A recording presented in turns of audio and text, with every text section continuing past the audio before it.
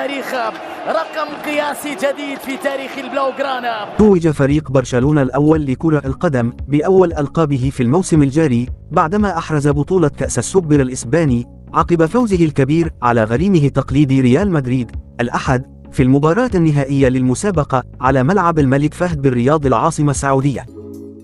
ونال بابلو جافي لاعب نادي برشلونة جائزة أفضل لاعب في مباراة فريقه ضد ريال مدريد التي انتهت بفوز البارسا ب3-1. وتسيد برشلونة المباراة على مدار 90 دقيقة وفرض نجومه سيطرتهم المطلقة على مجريات الأمور، وكان بإمكانهم مضاعفة النتيجة أكثر من مرة لولا ضياعهم الكثير من الفرص المؤكدة التي سنحت لهم، في حين ظهر لاعبو الريال بشكل باهت للغاية ليثيروا قلق محبيهم في ظل منافسة الفريق على العديد من البطولات الأخرى خلال الموسم الحالي.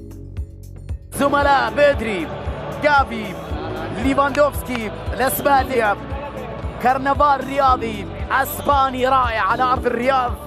خيبة امل من جانب كارلو انشيلوتي اللي حتى وان فاز بكل شيء وشبع تقريبا من البطولات، لكن يحب مزيد من النجاحات مع ريال مدريد. يخسر هذا النهائي، الدور على ابطال هذه المسابقة. لكن ان يراهن انصاري برشلونة على تشافي هرنانديز وعلى الكوكبة من النجوم الشابة، على الطفل جافي وعلى الموهبة بيدري وعلى خبرة ليفاندوفسكي والكبرياء وكتابة تاريخ جديد بأحرف من ذهب بألوان برشلونة.